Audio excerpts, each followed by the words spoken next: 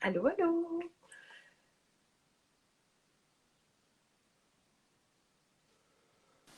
Ah, Bonjour, on est là. salut, ça va?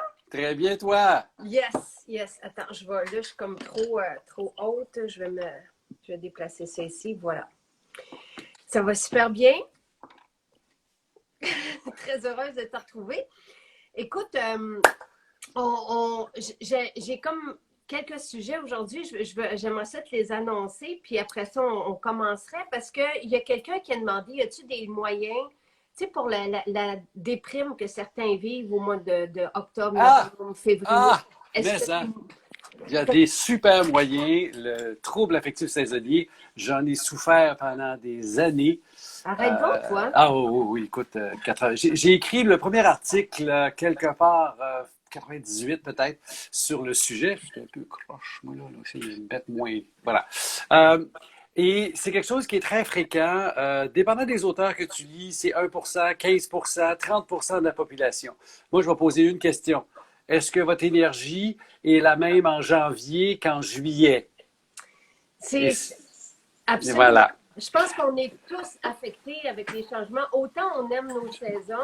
Moi, j'ai comme une nostalgie qui arrive là, à la fin de l'été où Exactement, voilà. Et donc, il y a un phénomène connu où l'énergie change, le besoin de lumière reste le même, mais elle est moins présente. Ça, c'est la théorie principale qui fait que arrivent les saisons plus sombres, tu sais, octobre, novembre, surtout avant que la neige arrive, il fait gris. Tu sais, il y a plus de troubles affectifs saisonniers dans le nord de la France où il n'y a pas de neige qu'il y en a ici au Québec, parce qu'il ah fait ben blanc. Question de lumière.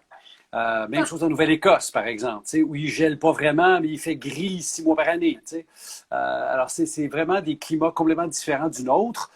Mais tous les Nordiques, on va vivre ça. Tous les gens dans le très sud de la planète, même chose, mais à l'inverse. Puis la théorie voudrait qu'on n'ait pas assez d'intensité lumineuse pour que la nuit, on génère suffisamment de mélatonine. Premier point. Deuxième point, l'intensité lumineuse n'étant pas assez forte le matin, ta mélatonine continue le matin. Donc, c'est un peu comme si ton cerveau disait, reste donc couché épais. OK? et c'est ça qu'on ressent pas mal tout le monde. Ben oui, c'est ça. Qu'est-ce que tu fais Wow! à te lever? Il fait moins 1 million dehors, je vais me retoucher, tu sais. C'est comme quelqu'un qui disait que c'est quoi la quantité optimale de sommeil? 5 minutes de plus? C'est vrai. Écoute, Bon, on euh, a envie d'hiverner. Puis si on s'en va au soleil l'hiver, bingo! on revient. OK, parfait. Bon, Donc, alors OK. ça, c'est la théorie de base. Il y a d'autres phénomènes. Il y a le taux de vitamine D, il y a le type d'alimentation, il y a toutes sortes de choses. Le manque d'oxygène, dans certains cas où on vit, ou peu importe la qualité de l'air, mais ça, plus vache, c'est peut-être pas le pourcentage d'oxygène qui change pas tant que ça, mais quand même, tu sais, regarde tous les débats à la con qu'on a sur les capteurs de CO2 dans nos écoles. On peut se poser la vraie question, au lieu d'avoir un capteur, ayons de la ventilation que de l'allure. Mais bon, euh, tout ça, excusez, je suis un peu cynique, là. Surtout que J'adore ça. J'adore. je me sens sur un drôle de monde en ce moment avec ce qui se passe, mais ça, on en parlera une autre fois. Ben non, Euh, non, non, c'est mon deuxième sujet. alors, bon, Parce que finissons le trouble affectif saisonnier, qui est très, très fréquent, qui a des gradations depuis ah ouais, l'hiver, jusqu'à je suis plus capable, tu sais, il y a des cas de dépression majeure, ouais. et les outils, le premier outil, c'est la luminothérapie. Alors, qu'elles soient des grosses lumières avec 10 000 lux, donc très intenses, qu'on a, qui vont nous inonder de lumière pendant X minutes, habituellement 20, ou les petits machins tout petits, j'en ai un en haut, l'avoir su, tu parlais de ça, je l'aurais mis dans mon bureau, qui sont avec des DEL ou des LED, hein, DEL en français, oui, diodes électroluminescentes. Alors, les DEL, avec une longueur d'onde particulière qui est blanc-bleu, pour les technos d'entre vous, c'est 470 nanomètres, cette longueur d'onde-là va toucher un récepteur qui n'est pas nécessairement visuel dans mes yeux. Tu sais, il y a un pitou dans ta porte qui veut rentrer. On a un chien, mais C'est correct. il Oh, puis il a il est l'air très jeune en beau. plus. Oui. L'idée, c'est qu'on va activer ce récepteur-là et le cerveau comprend, hey, c'est le temps de te réveiller. Fait arrête la mélatonine, puis laisse la place aux autres hormones, cortisol en tête de liste, pour faire, oups, je me réveille. Euh, personnellement, comme j'ai dit, j'ai écrit là-dessus dans les années 90. Ça a pris ma blonde, un moment donné, qui dit hey, ça va faire épais, là, va t'en acheter une. Et de fait, puis là, pour l'anecdote, j'avais des jeunes enfants à l'époque, très jeunes enfants. Et ben, l'effet secondaire ou l'effet que j'ai ressenti, c'est pas tellement une réduction de la déprime, c'est mes enfants sont moins tannants matin. OK, moins stressé, moins à bout. En fait, c'est pas mes enfants, c'est moi Ah qui oui, c'est avais ça. le trigger, le petit bouton rouge. Tu sais. Dans Donc, la luminothérapie avec des couleurs différentes, on est dans un autre monde. Là. On peut être dans, il y a plein de choses avec la luminothérapie, l'antiride, l'immunité. On n'est pas là. On est vraiment dans le blanc-bleu pour réveiller le cerveau, d'où la lumière blanche à haute intensité. Pas d'ultraviolet, on s'entend, on ne veut pas brûler nos yeux. Et ou avec une longueur d'onde particulière, avec un spectre particulièrement dans le blanc-bleu, où j'ai cet effet-là de réveil. Alors ça, c'est le premier outil. donc, quand tu parles que tes enfants étaient moins tannants, c'est que ton seuil, tu sais, on le sait, quand on est stressé, tout nous met, tu sais, nous aiguise. C'est exactement ça. Donc, tu t'as ressenti que tu étais moins, que tu étais mieux. En fait, En après-coup, j'ai fait ouais, il y a quelque chose qui s'est passé. Okay. Deuxième affaire, quand je mets ces lumières-là, je ressens physiquement dans mes yeux quelque chose. Ah ben. OK, c'est particulier, c'est moi. Là. OK, extrapolons pas. Ouais. Moi, j'ai un effet de dire, oh, c'est comme si mes yeux s'adaptaient à quelque chose d'autre. OK, le jour est arrivé. Ah ben. Parce que là, on arrive dans la période où, tu sais, moi, je me lève super de bonne heure naturellement. Tu sais, un matin, il n'était pas 6 heures, j'étais debout, là. Puis c'est comme je mets le cadran à 6h30 au cas. Puis je suis toujours levé une demi-heure avant. Ça, c'est moi. Mais quand je me lève, puis il fait noir, puis Dieu sait que le nombre de travailleurs se lève quand il fait noir, puis arrive du bureau, puis il fait déjà noir. Ouais. Ouais. Alors, notre cerveau est pas fait pour ça. Puis d'ailleurs, si tu regardes dans l'histoire, en Nouvelle-France, dans la colonie, avant l'arrivée de la lumière électrique, qu'est-ce qu'on faisait? On travaillait comme des cinglés à travailler dans les champs tout du printemps jusqu'à tard l'automne pour les récoltes. Puis l'hiver, on faisait quoi? C'était fait la job. Fait qu'il restait quoi à faire? Ben, on se reposait et on faisait le party. Ça donne les réveillons de Noël. Ouais. Ça donne la messe de minuit. Ça donne, tu sais, tout ce qui est la culture québécoise où l'hiver, c'est un temps où tu te ressources, tu te calmes le pompon, tu vas à la chasse. Tu sais, c'est vraiment un temps différent. Mais là, on ne vit pas comme ça, on vit à l'envers. L'été, qu'est-ce qu'on fait? On a de l'énergie débordante, on fait le party, on va en vacances, puis l'hiver, on travaille comme des cinglés, puis là, on n'a pas d'énergie. Bon, alors ça, c'est ma lumière. Les deux autres outils qui ont un peu d'effet, voire beaucoup d'effet, vous ne serez pas surpris d'entendre parler de la vitamine d'iode. Hein? La vitamine D. Et t'en as reparlé cette semaine. Ah, ben absolument! C'est ma petite marotte, c'est une autre histoire, ça. Mais la vitamine D a un rôle parce qu'elle va baisser naturellement durant l'hiver. OK? Ouais. On n'a pas d'ultraviolet B à partir de la fin de l'équinoxe, donc là. Puis, comme je vous ai déjà expliqué, on l'a fait si et seulement si on s'expose et à une température où j'ai le goût de m'exposer. Fait que s'il fait moins un machin, puis que je suis avant l'équinoxe, ben j'ai pas le goût de m'exposer. Genre mars. Tu sais, après mars, des fois, il fait super frais. Tu n'as pas le goût de sortir dehors parce qu'il fait trop froid. Tu as beau t'exposer, ta peau ne réagira pas, il n'y a pas la température suffisante. Donc, vitamine D à dose significative, je vous répète ma dose que je colporte, 50 unités multipliées par votre poids en kilos par jour. C'est votre dose. Dépendant de votre métabolisme, il y a des gens besoin de plus, des gens besoin de moins, mais on ne se trompe pas avec cette dose-là. C'est mieux qu'une dose pour tout le monde.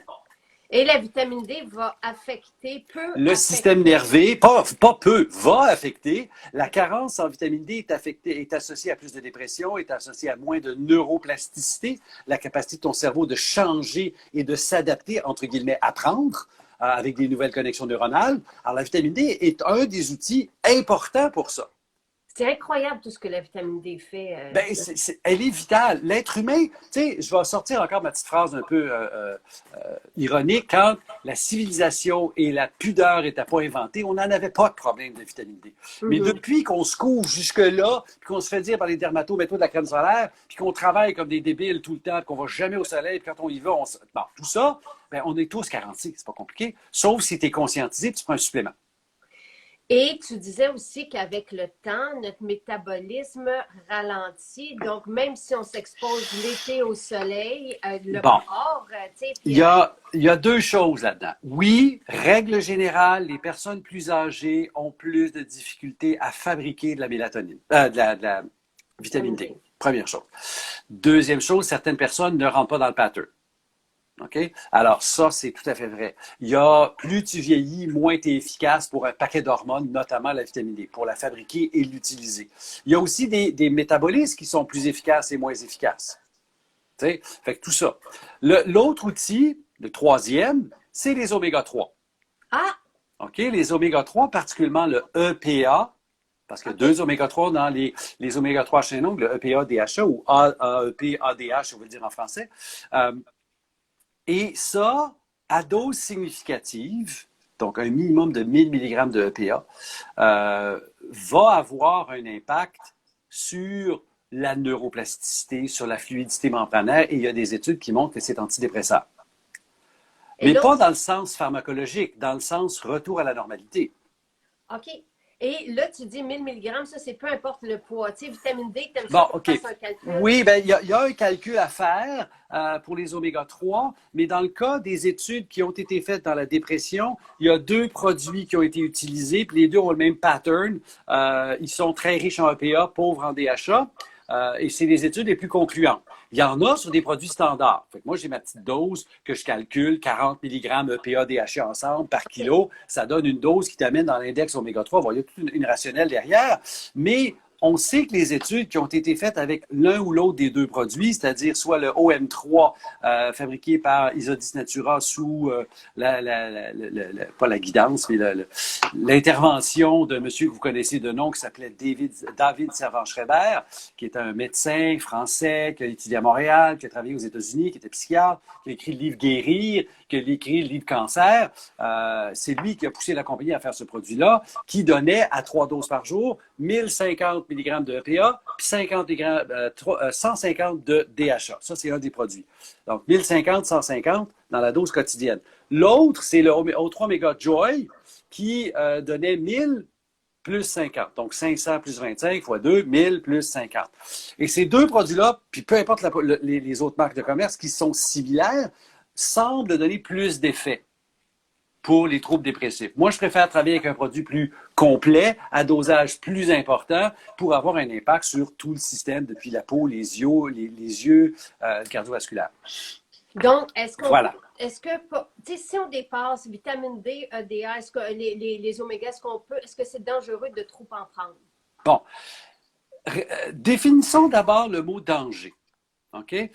Si, dans le cas de la vitamine D, par exemple, si je dépasse les doses dont mon corps a besoin, est-ce que ça devient dangereux? Puis là, je vais encore me mettre à faire des chiffres. Je sais que c'est étourdissant à un moment donné, là, mais la vitamine D se transforme dans une première molécule, un premier métabolite. Puis dans notre jargon, on parle de 25 OH vitamine D. Donc, le premier métabolite, c'est lui qu'on mesure dans le sang. La concentration dans le sang, elle est directement reliée à l'apport. Et le taux sanguin que j'aimerais avoir, c'est quelque chose entre 75 nanomoles et 150 nanomoles. Mettons que je dépasse, OK? Ma dose, je suis un métaboliste extraordinaire, je prends la dose que je recommande, puis c'est trop pour moi. Qu'est-ce qui va se passer? Je vais augmenter au-dessus, mais le danger apparaît où? Il n'y a pas de danger rapporté dans la littérature scientifique en bas de 500. Est-ce que c'est utile de monter au haut de 150? Réponse, pas tout. Il y a des gens qui parlent de monter à 180, il y a des gens qui parlent de monter à 200. Je n'ai pas encore trouvé la rationnelle. OK. Moi, dans mes gens qui ont des maladies inflammatoires, j'aime ça les monter à 150. Mais encore là, j'ai une certaine rationnelle, 125, 150, il y a une rationnelle d'être là pour ces gens-là, mais pour la population générale, je ne suis pas sûr. Est-ce que c'est dangereux? Non. Est-ce que c'est utile? Pas sûr qu'en haut de 150. Donc, je n'ai pas de danger. Quelqu'un qui fait un calcul, puis selon ton équation, puis qui arrive à 3850, est-ce qu'elle prend 4000 ou 3000? 4. OK.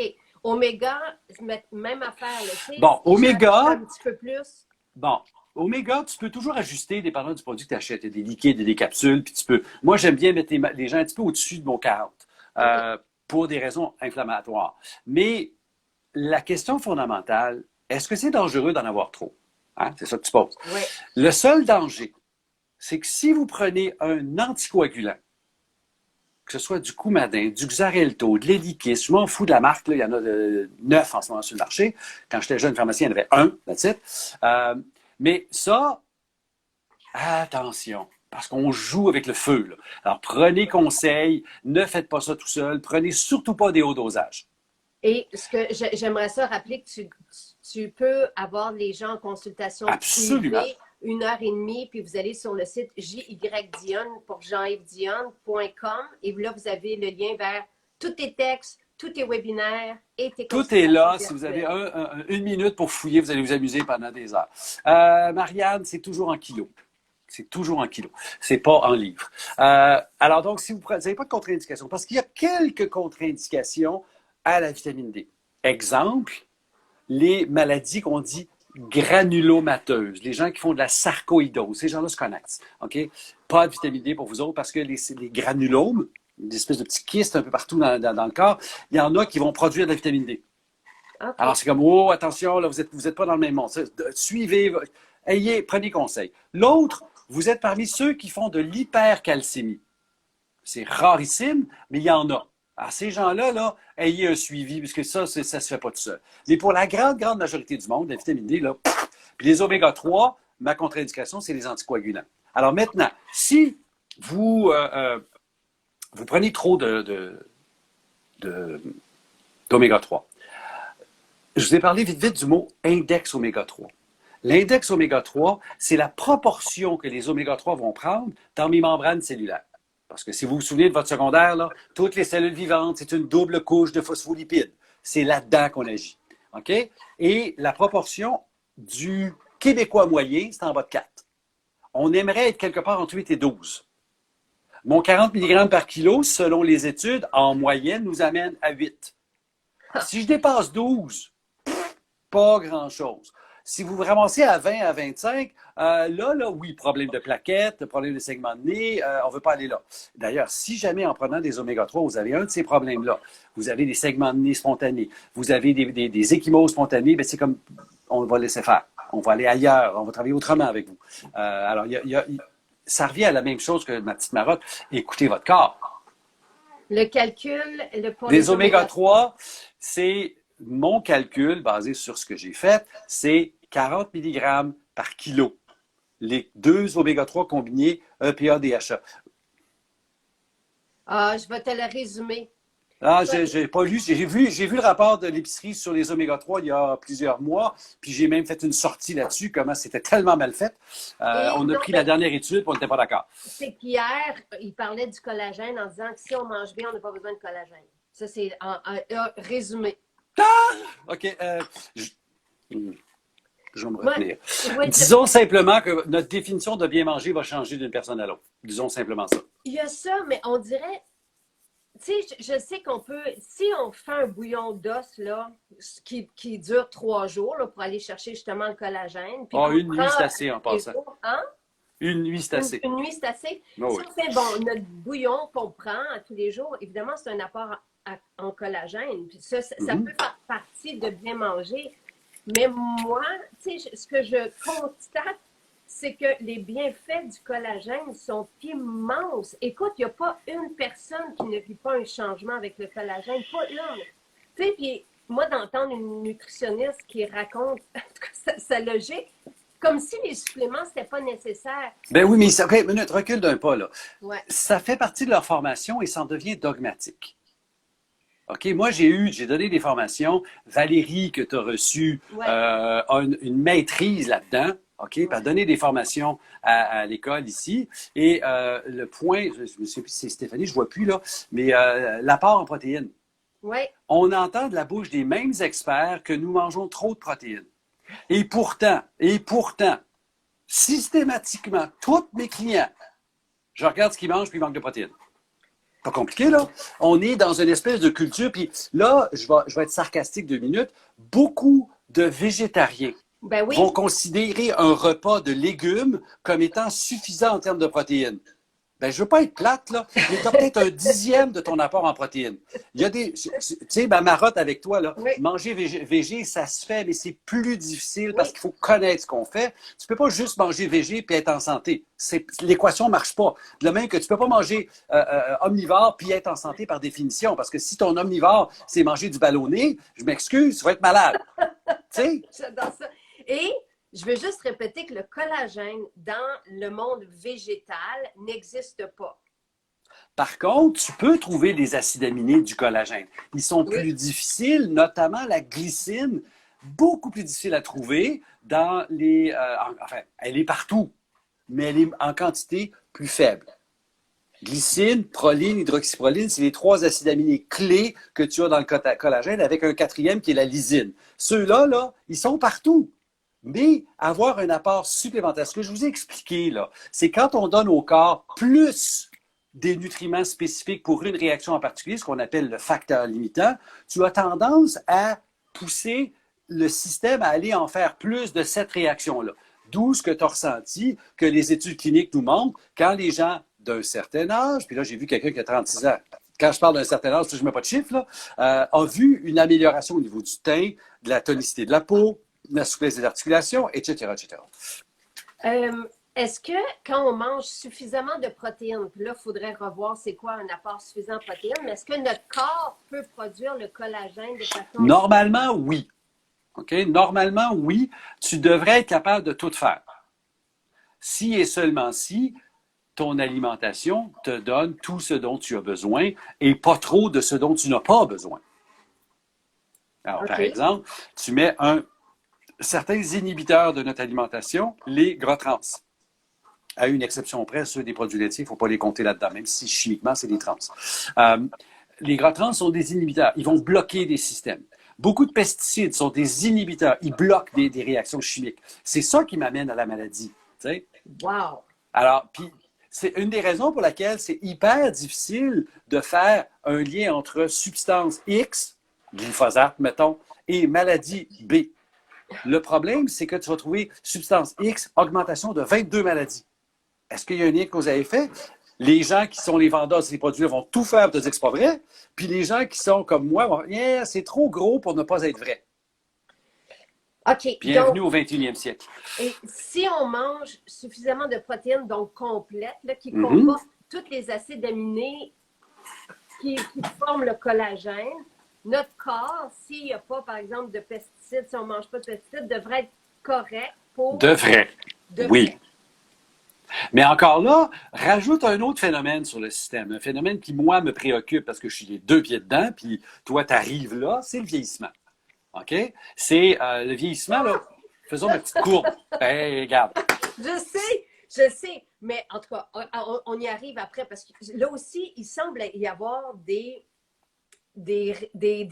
solutions pour retarder le plus possible. Absolument. Mais, OK. Mais Mais donc, regarde, le vieillissement... le vieillissement, je vais te faire une petite courbe facile.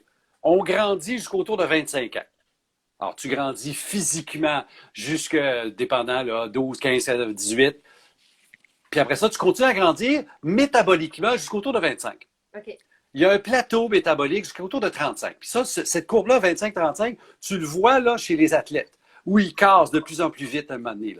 Là. Le taux de récupération n'est pas le même. Alors, ils sont plus capables d'être des athlètes. C'est la réalité. Tu n'es pas fait pour être un Olympien en athlétisme à 40 ans. Pas vrai, il n'y en a pas un seul. Ils ont tous début de la vingtaine. Pourquoi? Parce qu'ils sont dans le pic des hormones puis de la force musculaire. C'est humain. Alors, ce plateau-là, puis à partir de quelque chose comme 35, là, tu commences à changer de gear, tu commences à régresser, à vieillir. Toute la dynamique des gens comme moi, c'est de dire, OK, qu'est-ce que je peux faire pour que mon plateau soit en meilleur état? Donc, au lieu de déjà, tous les jeunes qui sont en mauvais état, qui mangent mal, qui ont des problèmes de santé, comment on peut diminuer ça? Et comment ma courbe de vieillissement peut être le plus plate possible? Ce qui fait que je vieillis, phénomène incontournable, mais je n'ai pas les maladies du vieillissement. Et donc, je vais me rendre jusqu'au bout de ma courbe à moi. Je ne sais pas la date à l'autre bout, mais je vais être en santé le plus longtemps possible. Puis quand c'est temps de partir, je serai bye-bye, je m'en vais ailleurs. OK? Ça, c'est une question philosophique qui vous vient à vous autres à pas... Anyway. Mais la majorité des gens, qu'est-ce qu'ils font? À partir de 40, 50, 60, ils commencent à être malades.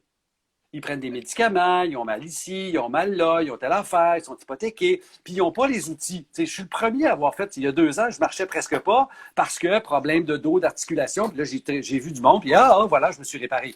J'ai encore cette capacité-là, même à 60 ans.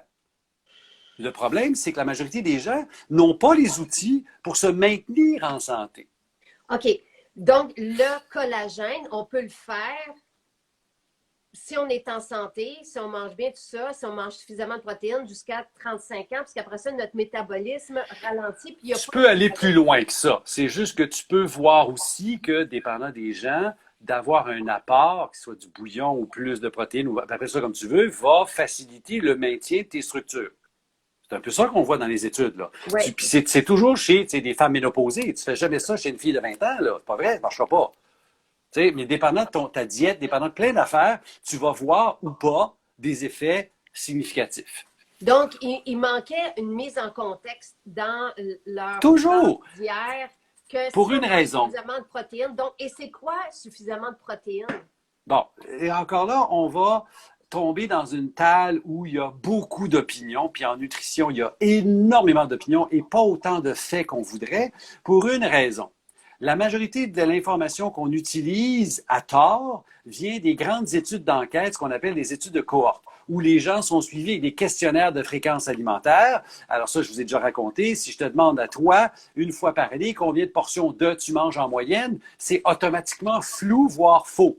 Puis c'est pas un manque de bonne volonté de ta part. C'est que le questionnaire apporte ça. Puis on prend ces enquêtes-là comme du cash. Manger plus de fibres augmente, diminue le risque de telle maladie. Manger plus de gras saturé. Oui, mais le gras saturé, dans ton questionnaire alimentaire, il est dans les aliments. C'est pas une affaire qu'on sort artificielle. Alors, ça marche pas. Et donc, il y a beaucoup, beaucoup d'opinions. Regarde juste l'engueulade de discours de sourds entre les végés d'un bord et les omnivores d'autre bord. Ce qu'on essaie de ne pas faire, toi et moi, là. On essaie de trouver un terrain d'entente et de comprendre. Mais ça se pogne, puis tu as des gens qui mettent de l'huile sur le feu. Monsieur Dr. Greger, aux États-Unis, Dieu qu'il est démagogue. Pour prouver son point, il dit des faussetés. Excusez, il a peut-être raison dans bien des choses, mais quand tu regardes comment il structure ses arguments, il est assez intelligent pour savoir que ce qu'il dit là, ça ne tient pas la route. Fermeture de parenthèse. Alors, la question de l'apport de protéines, je vais vous donner 2 chiffres. Le Guide alimentaire canadien ou la FDA, ou peu importe Santé Canada, vont nous dire c'est autour de 0,8, 0,86 grammes de protéines par kilo de poids corporel. Moi, je tire mes sources ailleurs et ce que je dis, c'est que l'individu moyen a besoin de quelque chose comme 1,2 grammes de protéines par kilo. Faites les calculs vous-même. Puis les deux, on a de la thèse pour supporter ça. Là où il y a un autre, 3e point de vue, c'est que si tu rajoutes dans l'équation l'activité physique, les athlètes, puis je rentre l'athlète, je vous ai parlé d'une de mes clientes, postière. C'est une factrice. Excusez, moi, je la considère comme une athlète. Ben oui, alors, parce que la quantité d'énergie qu'elle travaille, tu sais, puis c'est pas parce qu'elle transporte des poids, mais elle fait 16 km tous les jours. Les infirmières qui font autant que ça, mais dans une bâtisse, c'est des athlètes. Donc, c'est des gens qui devraient manger comme un athlète. Et là, le taux de protéines augmente. 1,4, 1,6, jusqu'à 2. Au-delà de 2, y a-t-il des bénéfices? On ne pense pas. Est-ce qu'il y a des dangers? Avant 3, il n'y en a pas. OK. Parfait. Tant qu'on mange des vrais aliments, ça, c'est bien important. Parce qu'il y a toujours l'équation taux de protéines sorti du contexte. Tu sais, si tu prends des shakes de protéines et tu nourris avec ça 3 fois par jour, tu vas être dans le trouble. Mais si tu prends des vrais aliments... Pourquoi? Excusez, je viens de lire une autre affaire. J'ai de la misère. C'est que si ces gens-là avaient pris la peine de sortir les études, de les critiquer, puis de dire finalement, après revue, les résultats sont décevants, je pense que ça ne marche pas, là, je les écouterais. Mais ça, c'est de l'opinion, ce n'est pas basé sur des faits. Puis c'est tout le problème de dès qu'on parle produits naturels, dès qu'on parle nutrition, on a des montées d'ego et non de la discussion sur des faits. Donc, Jean-Yves, c'est parce qu'il vient de lire un médecin spécialiste qui a dit à le père de l'une d'entre vous que que de prendre du collagène, c'était une histoire de grand-mère. Mais c'est surtout qu'il a dit qu'il ne voulait pas qu'il en prenne. Ouais. Qui a dit la même affaire en disant ben, prends-en pas, je m'en fous, c'est ton argent. Puis qui a constaté 6 mois plus tard, ben hey, c'est le fun, ça marche ou non, ça marche pas. Mais là, il dit d'emblée, prends-en pas. Mais c'est pas. On dirait que c'est pas juste les Réponse, produits. Amélie, oui. C'est pas juste les Excuse-moi. produits naturels, Jean-Yves. On dirait que c'est les suppléments. Tu sais, je te le répète, moi, j'ai entendu parler de suppléments avec toi, Dr. Brouillard. Sinon, j'en entends pas parler des suppléments. Comme si on ne sait pas du tout à quoi ça sert. Là, on dit des affaires que c'est pas nécessaire si on mange bien. D'un, j'en connais pas du monde qui mange bien. Aujourd'hui, tu sais, qui ont un apport, par exemple, de végétaux bio suffisants, qui ont un apport de protéines complètes inclus dans l'aliment. J'en fais partie la première. Tu sais, j'ai pas de protéines complètes dans mon monde végétal. Là, tu sais, je mange des noix, tout ça, mais j'ai pas de... Ben, dans le monde végétal, il faut parler de combinaison. Parce qu'à peu près les seules sources de protéines dites complètes pour avoir les acides aminés essentiels, c'est le soya et le chanvre. Autrement, tu fais des combinaisons. Et la spiruline. Oui, mais la spiruline, dans ma tête à moi, ça ne sera jamais un aliment, ça sera toujours un supplément. Okay. Tu ne manges pas de la spiruline, tu en rajoutes quelque part. Puis tu prends des doses de genre 5 grammes, une cuillère à thé, parce que tu ne mangeras pas, tu sais, une tarte de spiruline. Non. Voilà. Donc, c'est un peu comme la chlorelle, comme bien des choses comme ça, qui ont des vertus, mais dans ma tête à moi, c'est un supplément que tu peux décider de prendre ou pas. Donc, c'est ça. Mais les suppléments, bon, comment... Le collagène, tu sais, c'est sûr que c'est mieux d'avoir cette alimentation-là qui contient suffisamment de protéines pour qu'on puisse fabriquer notre propre collagène, même à 40 ans, 50 ans, tout ça, pour ne pas avoir de douleur, par exemple. C'est sûr que c'est bien de s'exposer pour avoir notre vitamine D. Tu sais, tout ça, tu sais, les omégas, mettons, quelqu'un qui prend de l'huile de foie de morue ou je ne sais pas trop quoi, c'est bien de l'avoir dans l'aliment, mais ça n'existe pas aujourd'hui.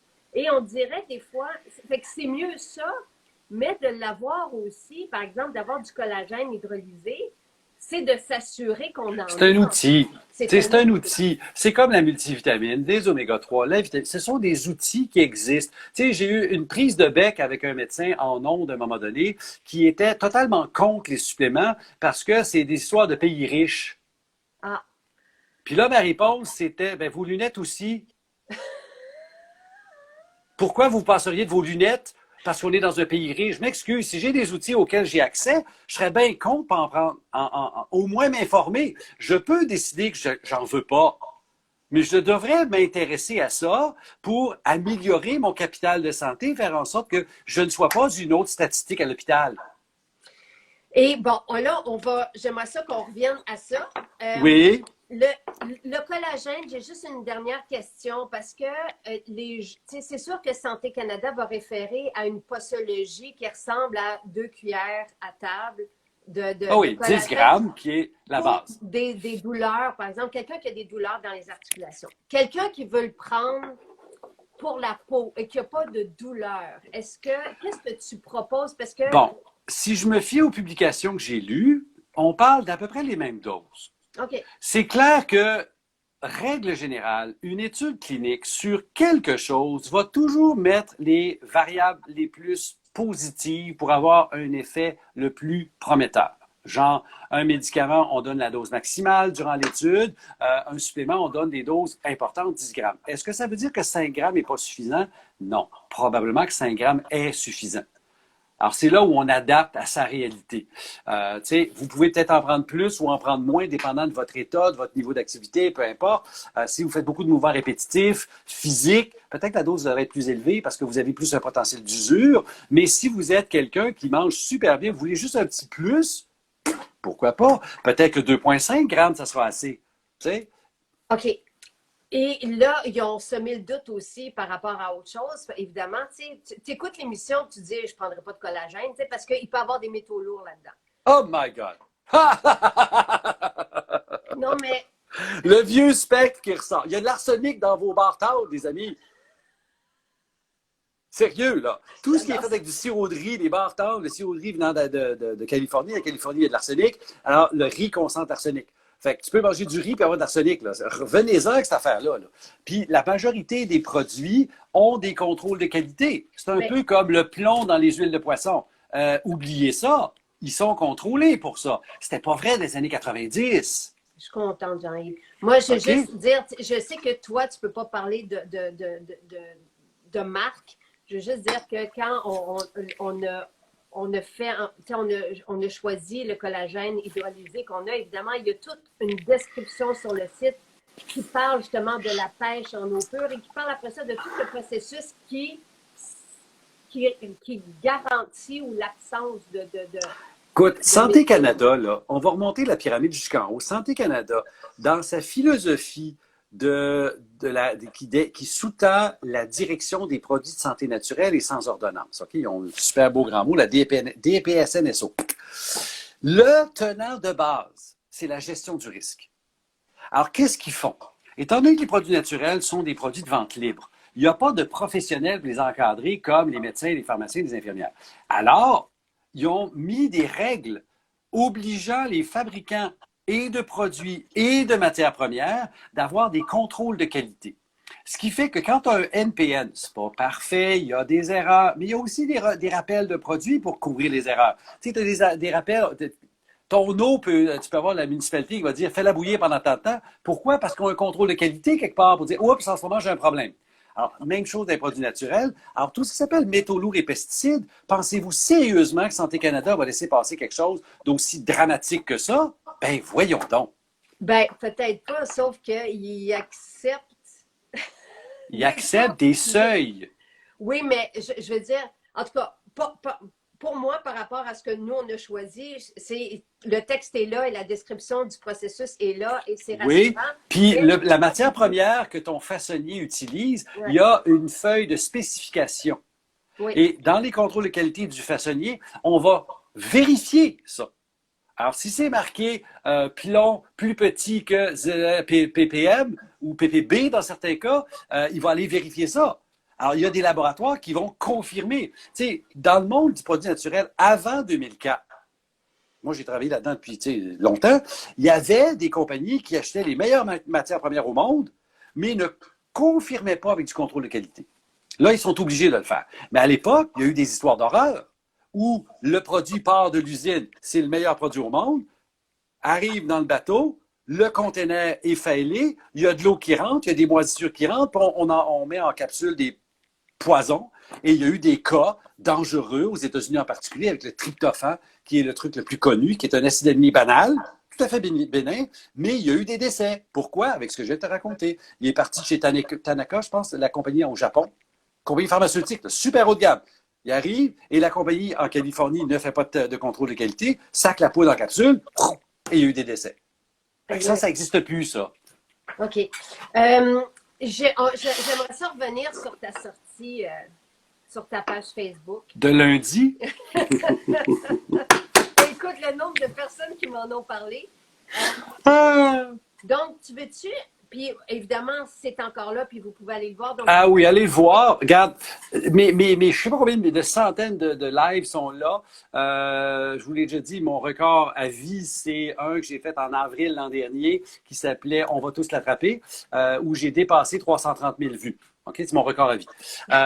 Mais l'idée, c'est que en ce moment, là, il y a des choses qui m'irritent. Un, dans le discours de peur dans lequel on baigne. Tu écoutes les nouvelles, là, puis tu vis... C'est fou, là. On a peur de tout, on a peur de l'autre. Le ministre de la Santé, la mairesse de Montréal ont encouragé la délation. Hey, on est dans un état de droit, là. On va trop loin. Et on a ce discours où j'ai l'impression, moi, là, mon gut feeling, mon impression, je suis pris dans un entonnoir de vente. Je suis comme dans un site web dont je ne peux pas sortir, où la seule solution, c'est cliquer sur « J'achète ». Et ce « J'achète » là, c'est le vaccin. Je ne critique pas l'usage et l'utilité du vaccin. Ceux qui me suivent le savent, je suis vacciné. Je ne suis pas 100% pour, mais je le suis, parce que c'est ma décision.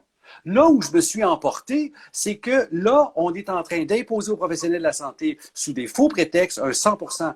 On a déjà 91%, je ne veux pas être plate, là. On va chercher un 9%. Mais regarde bien ce qui va se passer. S'ils maintiennent leur cap, il y aura des gens qui vont démissionner ou qui vont simplement se faire dire « t'as pas le droit de rentrer ». bris de service, on a une pénurie de main-d'œuvre, ça va être l'horreur. Il y a des gens qui ont des contre-indications pour les vaccins. Un vaccin, c'est un médicament. C'est jamais 100% efficace, 100% du temps, 100% sécuritaire. C'est un médicament. Alors, tout ça mérite au plus haut point. Tu vois comment mon ton a changé, là. Ouais.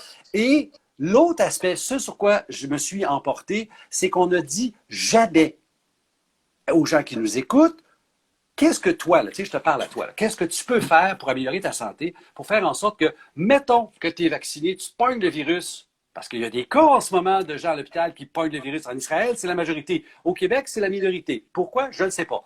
Mais toujours est-il que ça se peut. Alors, c'est quoi, comme moi, comme individu, je peux faire en conscience quelles sont les actions qui vont faire que mon risque ne tombera jamais à zéro, mais va être le plus faible possible. Outre d'aller me cacher dans le bois puis ressortir dans 5 ans. Tu sais. Alors, les deux critères, les deux facteurs de risque qui sont scientifiques, documentés, démontrés, c'est le taux de vitamine D que tu as dans le sang qui fait la différence entre la COVID légère, asymptomatique, c'est un rhume qui passe, tu n'as même pas la COVID sévère, ou la maladie qui peut te tuer. C'est le même virus. Bon, alors, le premier point, c'est la vitamine D. Le deuxième point, c'est ce qu'on appelle le syndrome métabolique. Donc, tout ce qu'on appelle des gens qui ne sont pas en santé métabolique. Puis on va le définir, cette affaire-là. Ton sucre dans le sang commence à monter. Ton tour de taille commence à augmenter. Puis mets ça dans un autre langage. Ça fait quelques années que tu prends un petit peu de poids, tu n'es pas capable de le perdre. Ton bon cholestérol descend. Je ne parle pas du mauvais, je parle juste du HDL qui baisse. Les triglycérides montent. Ta pression artérielle commence à monter. Tu n'es pas hypertendu encore. C'est le début de quelque chose. Puis il y a d'autres paramètres un peu plus sophistiqués. Mais tout ça, c'est la réalité des gens qui ne sont pas en santé métabolique. Aux États-Unis, sur les derniers chiffres, c'est 88% de la population. Oh! Au Canada, c'est entre 40 et 60, dépendant qui je lis. C'est énorme! C'est énorme. Comment, outre, tu sais, peut-être qu'on a un doute, puis qu'on voit notre tour de taille prendre du volume, puis qu'on sait qu'est-ce qui se passe, outre ça, qui peut, est-ce que toi, dans une où ça prend une prescription d'un médecin pour aller faire une prise de sang pour rétablir ça? On peut y aller de deux façons. La première façon, la plus simple, c'est ce que je viens de vous décrire là, faites-le tout seul. Parce que c'est pas dangereux. Si tu suspectes, tu sais, tu avances en âge, ou même tu as 20 quelques années, tu n'es pas encore dans ce problème-là, mais en termes de force musculaire, de pourcentage de gras, tu sais, ton prof de gym te dit, ouais, ta masse musculaire, tu n'es pas capable de faire. Ça, là, c'est le premier signe. Ça veut dire que tu n'es pas gros, pas grosse, mais la proportion de tes muscles et ta masse grasse ne sont pas corrects. Ça, c'est le début. Là. Okay. Tu as un surplus de poids, mais le surplus, ou encore, tu as un poids normal, mais c'est mou partout. Il y a bien des filles comme ça. Il y a des gars aussi. Ils ne sont pas gros, mais ils n'ont pas de tonus. Ça, c'est le début. Alors, tu peux t'observer. Un tour de taille. Tu sais, les femmes, j'ai une question tantôt sur la ménopause. Webinaire ménopause sur ma plateforme. Exactement. J'explique tout ça. Mais remarquez combien de femmes à la ménopause changent de forme. Depuis une madame élégante avec une taille à 2, 3, 5 ans plus tard, la même madame, mais elle n'a plus de taille. Elle est rendue plus cylindrique, voire même elle a une bédaine qui a poussé. Ça, c'est le syndrome métabolique qui s'installe. Et la ménopause, c'est la porte d'entrée. Le changement hormonal que vous subissez dans ce temps-là rouvre la porte à ça, ce qui fait que le fameux 15 livres que toutes les femmes pognent, il ne vient pas de la ménopause. La ménopause, c'est l'aggravant qu'il donne. Parce que le syndrome était là avant. Quand tu dis toutes les femmes, là... Ben non. C'est une critique fréquente. Donc, okay. Il y a beaucoup, beaucoup de femmes qui, à cet âge-là, pognent du poids. Puis tout au niveau de la bédaine. Ils changent de forme. Alors, ça, c'est tous des indices qui font que, ben, regardons ce que tu manges. Puis la meilleure façon de régler le syndrome métabolique ou la mauvaise santé métabolique, c'est d'être un peu plus intelligent, puis de regarder ton assiette et de dire, OK, qu'est-ce que je fais? Puis là, embarque pas dans une école de pensée dogmatique, il faut absolument manger de tel... Non. Regarde les proportions. La quantité de pain, pâte, patate, la quantité de fruits. Tu sais, ça pourquoi je ne suis pas toujours d'accord avec les blenders, les shakes de fruits.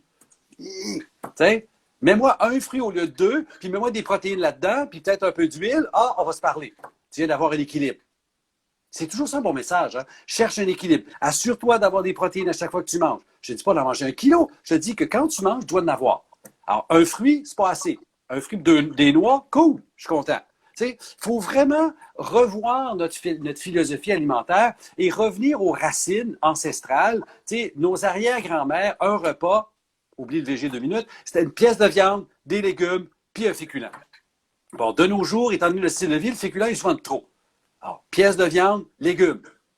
Alors, remets ça dans un contexte. Source de protéines, assez de gras, puis suffisamment de couleurs alimentaires, d'antioxydants qui viennent de tes légumes. Et ça, c'est ton repas.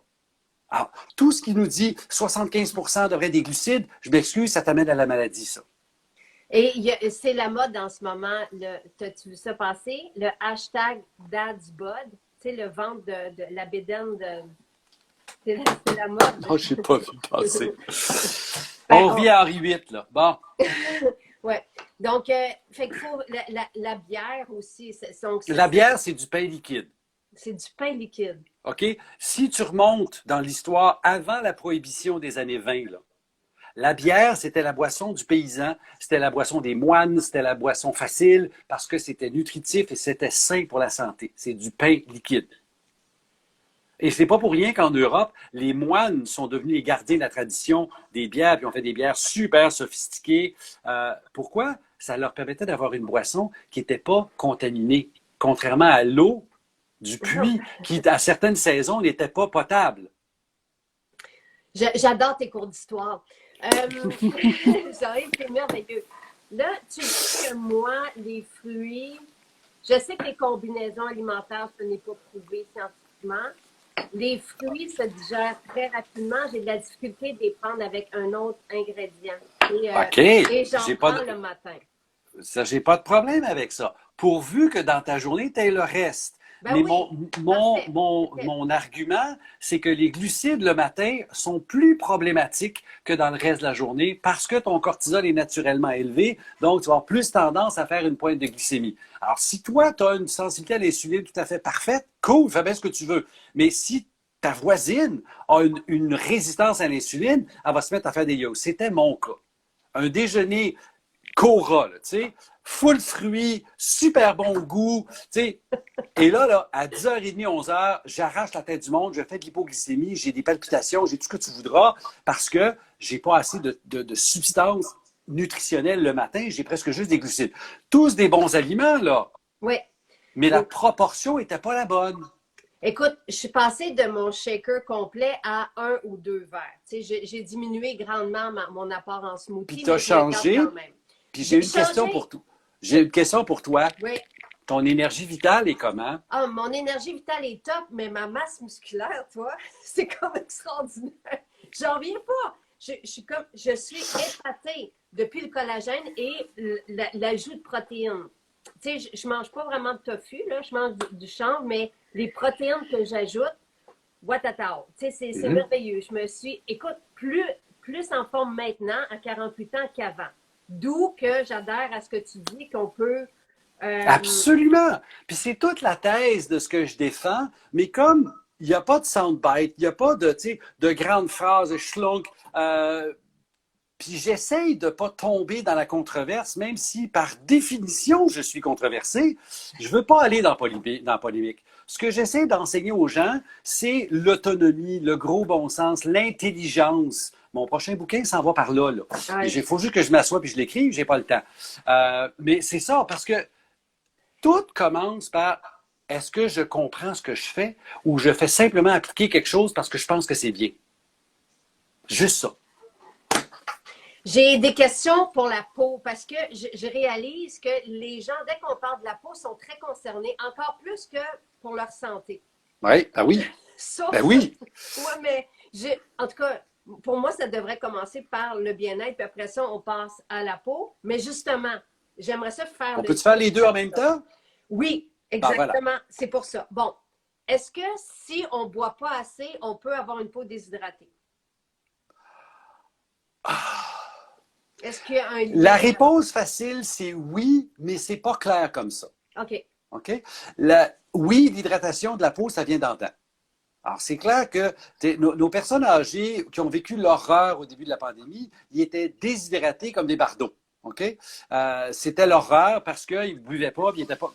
Bon, oublions tout ça. Parlons de monsieur tout le monde, madame tout le monde. Si tu ne bois pas suffisamment pour ton besoin, je ne parle pas de boire des litres, là. Je parle juste de boire pour ton besoin.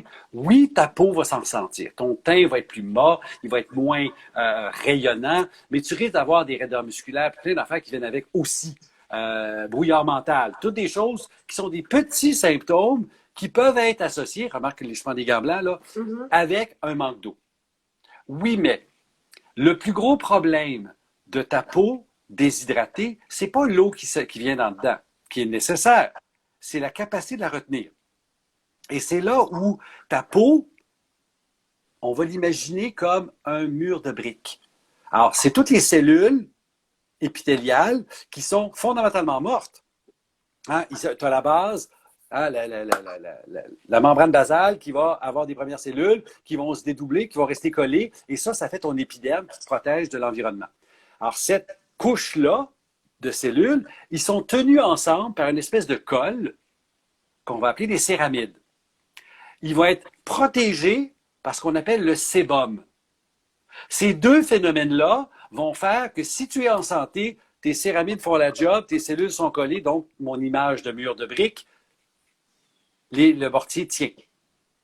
Tu as assez de sébum, il est assez liquide pour qu'il ne te dérange pas, tu n'as pas la peau grasse, mais il se répand partout par tes follicules pileux pour faire la couche de protection. Ta peau est saine.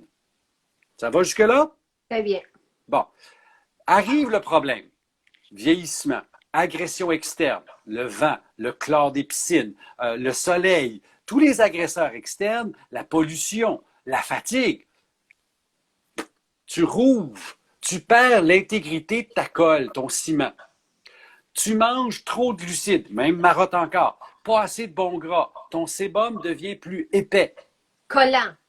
Plus collant, ça va donner des points noirs au niveau du visage, peut-être même de l'acné. L'acné, c'est un diabète de la peau. Ou alors, ça va te donner le fameux T, donc t'es gras là, mais sec partout ailleurs. Parce que ton sébum ne fait pas sa job. Parce que ton alimentation ne lui donne pas les bons nutriments. Alors, c'est les deux grands phénomènes qui vont faire que tu as la peau sèche ou pas. Puis rajoute l'autre, ta constitution. Il y a des gens qui, par définition, ont la peau plus sèche que d'autres, peu importe ce qu'ils vont faire. Alors, tu as des solutions à l'interne, puis des solutions à l'externe. À l'interne, tu vas parler qu'est-ce qui va améliorer tes céramides, ta colle. Les oméga-3, il existe des céramides végétales, la quantité d'antioxydants que tu manges. On a déjà parlé des carotènes, tu sais, bêta-carotène, lycopène et compagnie. Le zinc agit à ce niveau-là. Bon, il y a plein de choses nutritionnelles, suffisamment d'acides aminés pour avoir une peau avec une bonne intégrité. Alors, c'est vraiment la bouffe. Mais j'ai marqué aussi le stress. Attention, le stress, ça aggrave tout dans ta vie. Écoute, c'était ma deuxième question. Est-ce que si on est stressé ou qu'on respire, tu sais, qu'on respire ici, là, puis est-ce que ça peut affecter la peau? Donc, la réponse... La peau, comme les yeux, comme tout ce qui est apparent, comme les cheveux, répond à une réalité. Et donc, la réponse à ta question, c'est oui. Est-ce que c'est toujours vrai? Réponse non. Mais très souvent, tu le vois, tu sais, bon là, on ne peut pas le faire, là, mais amuse-toi d'aller dans un bureau où l'atmosphère est désagréable. Juste de te promener là, le ton de voix des gens devient désagréable. Au lieu de parler avec une belle voix résonante, ils vont se mettre à parler tout dans le nez, comme ça devient super... Tu sais, Hitler, le son de Hitler, c'est un son agressif, agressant, agressé. Alors donc, tu peux agresser, puis le fait de sécréter plus d'hormones de stress, les fameuses catécholamines, va changer la circulation sanguine partout dans le corps. Alors, tu sais, il y a plein de choses du stress qui sont là. 1 litre par 50 livres, tu vas te noyer dans ce que tu bois, là. C'est énorme, ça, là. C'est moi, ça veut dire qu'il faudrait que je prenne 4 litres et plus. C'est énorme. Non, pensez 3 verres d'eau pour l'eau, là. OK? 1 au lever, 1 en avant-midi, 1 en après-midi. Ça, c'est le minimum. Le verre d'eau, je vous laisse décider. Ça peut être un 500 ml comme ça peut être un 250 ml. Mais si vous faites ça entre les repas, déjà, votre chimie se met à changer. Wow. 1 au lever, 1 en avant-midi. En d'autres mots, coulez-vous un verre d'eau, puis buvez-le. Nat, j'ai vu une question passer. On a parlé de l'absence de la pureté du collagène. On en a déjà parlé. Lynn, Jean-Yves, justement, je t'ai adressé cette demande des femmes qui traversent la chimio ou après. Donc, justement, tu vas pouvoir proposer des suppléments qui Bon, sont des si on vitamines. parle de l'après, OK? Durant la chimio, c'est du cas par cas, ça dépend des médicaments. Mes mains sont attachées, là, il faut vraiment que je vois le monde en personne. Après, parce qu'on sait que un cancer, au-delà de la maladie elle-même qui est dramatique, la partie émotionnelle est encore plus. Quand tu reçois un diagnostic, là, c'est comme ta vie vient de s'effondrer, même si tu as un cancer bénin, là, c'est dramatique. Et le traitement, c'est jamais bénin. Il n'y a pas de traitement facile. Alors, il y en a des plus faciles que d'autres, on s'entend. Mais toujours est-il que par définition, les traitements pour un cancer ont pour but de tuer des cellules. Dans certains cas, on va cibler les récepteurs hormonaux, mais le but, c'est de les tuer. Alors, vous comprenez tout de suite que si je donne quelque chose pour tuer une substance, enfin une cellule, je ne serai pas spécifique à 100% sur cette cellule-là, puis totalement bénin pour la cellule d'à côté. D'où les effets secondaires. On fait ce qu'on peut avec les outils qu'on a. Alors, mettons, le traitement est fait, c'est le temps de se rebâtir. Ah, OK. Là, on va parler alimentation, on va parler sources d'antioxydants, on va parler bons gras, anti-inflammatoires, pour refaire le corps. Et c'est là que tu veux parler, tu sais, un exemple, le thé vert. T'aimes ou t'aimes pas, personnellement, j'aime pas. Mais ça reste une substance fascinante au niveau du collagène de ta peau, la clarté de ton teint, la prévention du cancer. C'est un antioxydant, ça rentre dans le catalogue de molécules anti-âge. Le thé vert, c'est extraordinaire. Wow! Fait que c'est un outil que tu peux utiliser tant et aussi longtemps qu'on parle d'un thé vert de qualité, que ce soit un matcha ou un Seichan ou whatever lequel, là, il y en a une collection, mais deux critères. J'ai deux critères pour le thé. Au-delà de la marque, il est ou bedon bio, ou bedon japonais et bio. OK. Parce qu'il vient de Chine, des Indes ou du Japon. C'est les grands pays producteurs de thé. Et les normes environnementales de la Chine et des Indes, on repassera. Mais tu as des très grands producteurs bio qui font des produits extraordinaires dans ces deux pays-là. Fait que profitons du fait qu'il existe un tiers certificateur, puis allons vers ça pour s'assurer de ne pas prendre une tasse de pesticides. Donc, en capsule, ça serait bon aussi. En capsule, ça serait bon avec un bémol. Si vous avez un problème de foie, un foie gras par exemple, c'est pas mon premier choix. Parce qu'il y a quelques cas, suffisamment pour sortir dans la documentation scientifique, où le thé vert en extrait peut, puis peut-être pas tous les extraits, là, je ne sais pas, la donnée n'est pas claire, mais les extraits peuvent augmenter vos enzymes hépatiques. Est-ce que c'est dangereux? Je ne sais pas. Mais si vous avez un problème de foie, réglons le problème de foie. En boisson, ça n'a jamais été documenté. Ah, OK. OK? Fait que c'est là où. Mais Parfait. autrement, le thé vert en extrait, cool, pas de problème, là. Et là, on a commencé à parler de quelque chose, mais il reste 2 minutes, puis c'était mon dernier sujet, puis j'ai hâte à la semaine prochaine. La nutri-cosmétique. Donc, qu'est-ce qu'on peut, parce que pour moi, et on en a déjà parlé, l'intestin, la peau est le reflet de l'intestin. Absolument d'accord.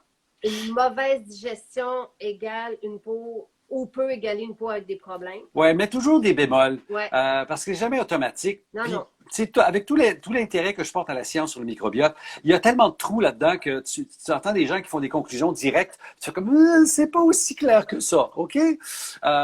Mais oui, OK, on peut nourrir la peau par en dedans. On a parlé du collagène, j'ai parlé du thé vert, je peux parler de la vitamine C, je peux parler du cacao, qui va augmenter la perfusion, l'irrigation sanguine de la peau. Il y a plein de trucs qui sont... Ah oui, j'ai parlé des carotènes. Du zinc. Oui, le zinc, plus en dérivé qu'en action directe. Dans l'acné, par exemple, c'est un des premiers choix. 30 mg de zinc, si tu fais de l'acné, essaye ça au moins pour 3 mois, puis on verra après. Wow, Regarde ce que tu manges, par exemple. Incroyable, incroyable. Et le thé vert. Donc, le thé vert. Le thé vert, les fruits bleus, il y a plein de molécules comme ça qui ont un impact. Je pense à l'acide élagique qu'on retrouve dans la grenade et dans la framboise. Tu te vois prendre des notes, ma tante, là? Dans certains fruits rouges, la grenade et la framboise sont les meilleures sources. Ça a un impact cutané, ça a un impact anti-cancer, ça a un impact anti-inflammatoire. L'astaxanthine a un impact. Ça s'en vient, ça, dans tes affaires. Alors, il y a moyen de regarder ce que je fais pour maximiser. Puis je vais finir sur un point. La fameuse approche que je développe qui, à l'extrême, donne la diète céto. Systématiquement, les gens qui mangent plus gras, moins glucides, voient une amélioration de leur peau. Et l'exercice aussi, je t'enverrai une Ah ben oui! L'exercice peut ralentir le vieillissement de la peau, selon cette étude-là. Puis là, je vais être gentil, t'enlèves le peu. Okay? Oh boy. Dans ce cas-là, parce que l'activité physique augmente la perfusion sanguine de tout le corps. Ça augmente l'élimination par la peau, la transpiration, tu sais, le sauna. Mais tu le fais en courant, tu génères ta transpiration. Et il est noté que les gens qui font de l'activité modérée à intense, fréquemment, ont une peau plus tonique que ceux qui n'en font pas. Et le sauna infrarouge, à chaque fois que j'en sors, ma peau, je trouve qu'elle a pris un coup de fouet de jeunesse. Mm-hmm. Il y a un lien. Ben, toujours la même, un peu comme tantôt j'ai parlé des cacao, là, j'ai parlé d'exercices, on peut parler du sauna, tout ce qui va augmenter ou faire de la vasodilatation, donc augmenter le flot sanguin au niveau de la peau, va aider à régénérer parce que tu amènes plus de nutriments, tu enlèves plus de merde, donc ça va mieux, puis c'est quelque chose qui est une habitude. Tu sais. C'est extraordinaire. Fait que on commencera par ce sujet-là la semaine prochaine. Avec plaisir. Puis, c'est là où c'est que j'ai demandé à Jean-Yves de développer pour nous des poudres, des mélanges de poudres pour dormir, tout ça. Et à un moment donné, est arrivé le sujet de la peau. Et là, tu es rentré dans la nutri-cosmétique, puis j'ai fait « Wow! » C'est avec un plan. Et moi, je suis fascinée parce que depuis le mois de mai, quand mon dernier anniversaire, je trouve que ma peau rajeunit. Pour vrai. Le collagène, l'acide hyaluronique, tout ça. Fait que c'est comme mon espèce d'un chemin que j'ai envie de tracer avec toi, qu'on entend. Absolument. Et loin des injections. Loin des méthodes traditionnelles. Loin des méthodes invasives. Invasives, voilà. OK? Puis là, je vais répondre à 2 commentaires avant qu'on finisse. Là. La méthode Wim Hof, je vous encourage à aller bouquiner cet homme-là. C'est un fou. Hein, il se fait surnommer Iceman. Il a fait à peu près tous les records de plonger dans l'eau glacée, faire un marathon à l'Everest. Il est fou. Mais sa technique de respiration, puis c'est sa notion de se confronter au froid tous les jours, j'approuve. Moi, je suis un fan de la douche froide. Ça te fait un effet tonique sur le corps. C'est génial. Puis on pourrait documenter ça. J'ai plein de références sur l'effet anti-inflammatoire de la douche froide. Puis l'autre point, c'est je suis tout à fait d'accord avec les enveloppements et les masques au cacao, mais prenez-le par la bouche. C'est par en dedans qui marche. Attends, je vais te faire essayer notre masque 100% cacao. Jean-Yves, je sens ma peau qui se densifie en dessous. J'ai pas d'objection à ce que tu viens de dire là. J'ai commencé en disant ça. Mon problème avec tout ce qui est appliqué dessus, ça ne dure pas dans le temps. Ah ben non, c'est sûr. Alors, tandis que quand tu le prends dans ton alimentation, tu vas avoir un effet par en dedans. Alors, c'est sûr que si tu veux aller pousser la logique, la complémentarité des 2 mécanismes, fine. Mais si tu veux avoir un impact qui est durable, c'est dans tes habitudes de vie qu'il faut que tu regardes. Bon stress, attends un petit peu. J'adore ce livre. Donc, Bon stress, bad stress. Le livre de Jean-Yves Dionne est sur notre site, maisonjacinthe.ca, et dans toutes nos maisons. Vous allez sur le site de Jean-Yves, JY Dionne, si vous voulez une consultation avec lui, ou avoir accès à ses webinaires ou ses centaines d'articles, et sa page Facebook pour aller écouter sa sortie de lundi, toutes ses autres sorties extraordinaires. Puis nous, j'ai du prochain, on commence par la peau. Parce que avec plaisir! Et ça nous prend un smoothie au cacao. Ouais, je suis d'accord avec ça. On y va avec le cacao. De ça 100% cacao. Merci Jean-Yves, c'était fantastique. Merci, salut tout le monde, portez-vous bien. Ciao. Bye.